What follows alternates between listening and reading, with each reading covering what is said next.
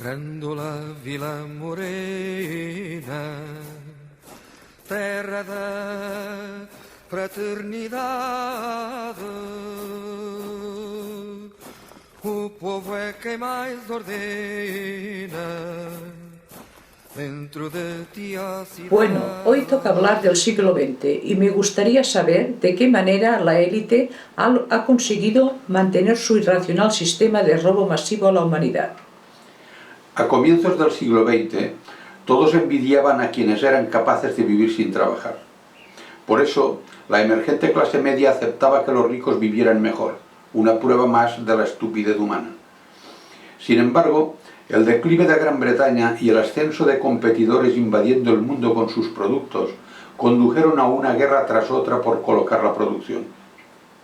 Dado que no todas las naciones podían ser campeonas porque el sistema capitalista exigía unas pocas ganadoras y muchas perdedoras, la élite decidió resolver la disputa en el campo de batalla, enfrentando a ejércitos de pobres contra pobres. Alemania, en 1913, se había convertido en la primera potencia industrial del mundo, fiel a su idea de que el individuo existía para el Estado, poniendo en evidencia el histórico y permanente fracaso de la teoría liberal inglesa, por la que el Estado estaba al servicio del individuo.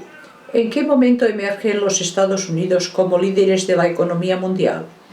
Una consecuencia inmediata de dicha guerra, librada en territorio europeo, fue el enriquecimiento de los países neutrales como los Estados Unidos. Una vez más, la riqueza de unos salía de la miseria de otros, y el triunfo de unos del fracaso de los demás. De todas formas, en 1922 los capitalistas gringos habían creado una gran estructura especulativa para zafarse de la creciente competencia mundial y de paso esconder la inviabilidad del capitalismo. Se trataba de imprimir los billetes necesarios para desencadenar una burbuja financiera. Eran los optimistas y felices años 20. Todos sabían que aquello acabaría reventando, pero los esquizofrénicos liberales seguían predicando su fe en la milagrosa mano de Adam Smith y su benéfica autorregulación. Date cuenta que la crisis del año 2007 es una reproducción exacta de aquella, que los buenos momentos del capitalismo nacen siempre con la especulación y el enriquecimiento desmesurado de unos pocos, crecen con la formación de burbujas y finalizan con una crisis que afecta únicamente a la población. A continuación, el Estado, con el sacrificio de los pobres, saneará la economía y la devolverá a la élite para iniciar un nuevo ciclo robo. ¿Qué pasó mientras tanto en Rusia? La revolución de 1917 había entregado el poder al Partido Comunista. Lenin se equivocó. Pensó que nacionalizar era un error y privatizó de nuevo, fracasando estrepitosamente. Pero eso cambió con el advenimiento de Stalin. Se nacionalizó la propiedad y se planificó la economía, y el éxito de los planes quinquenales iniciados en 1928 llevó a la URSS en tan solo 12 años a convertirse en la tercera potencia mundial. De lo que se deduce que el éxito es siempre seguro cuando, aunque sea mínimamente, se margina la ambiciosa élite y se vuelve al espíritu de la tribu. Respeto a la posesión privada y a la propiedad colectiva de los medios de producción. Entonces, la élite capitalista, para desactivar la extensión del triunfante comunismo, implantó a regañadientes el estado del bienestar en sus feudos, si bien este disminuía a medida que los países se alejaban de la frontera rusa. Finalmente, el marxismo fracasó en Rusia del mismo modo que lo hizo el espíritu colectivo de la tribu en el Paleolítico, porque los ambiciosos constituyeron una puerca élite burocrática que acaparó propiedades y privilegios en detrimento de la mayoría. Mientras tanto, el capitalismo iba de fracaso en fracaso y ni siquiera podía acudir al endeudamiento de la población. ¿Cómo se resolvió esta situación? El naufragio del capitalismo era tan evidente que en 1931 el gobierno de los Estados Unidos pretendió reproducir otra burbuja financiera, pero no lo consiguió.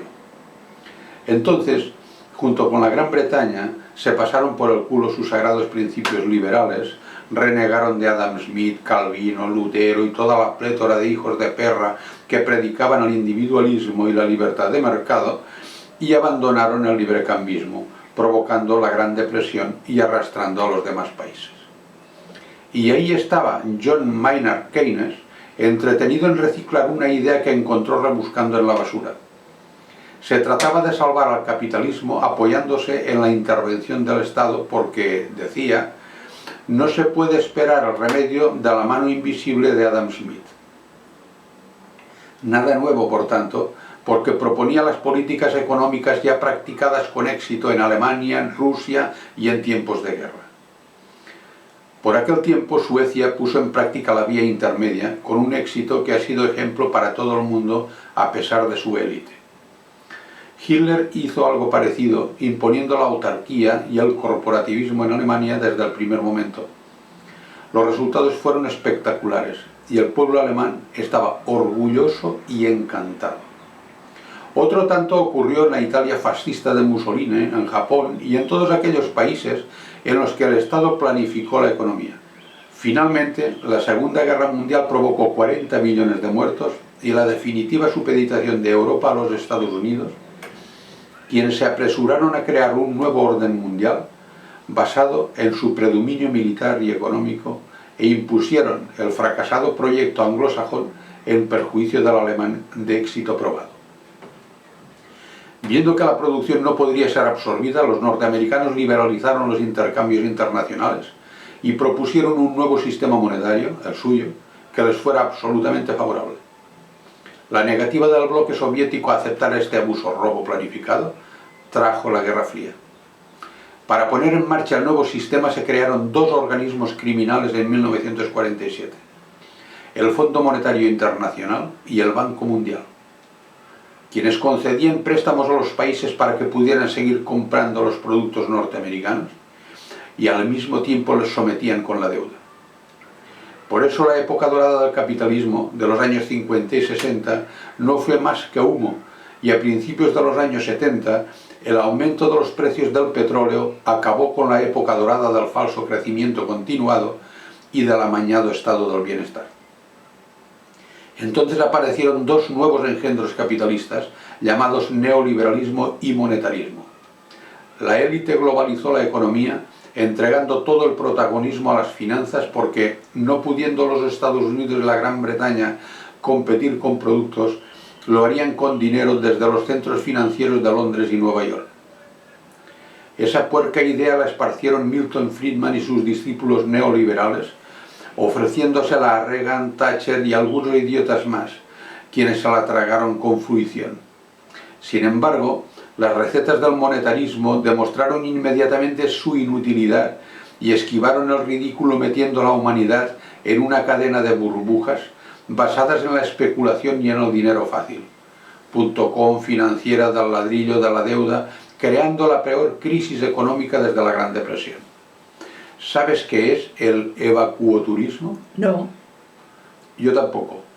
Pero alguien me dijo, perdón lo que voy a decir, que son circuitos turísticos que recorren los distintos lugares donde viven o reposan los cadáveres de estos sinvergüenzas, para que los turistas puedan cagarse en sus tumbas o mearse en su boca si todavía respiran. Te aseguro, Joan, que por mucho que me esfuerzo, no llego a comprender la incapacidad de la humanidad para cambiar este desastroso sistema capitalista. Ya has visto que no se puede. Los Estados Unidos, Gran Bretaña y otros países occidentales lo impiden. No conciben otro mundo en el que ellos y solo ellos sean los ganadores.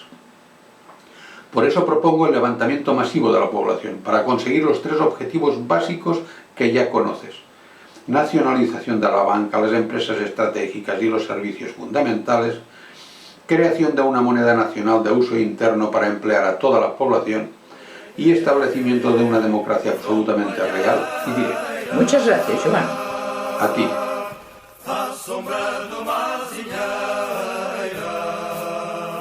Que já não sabia a idade.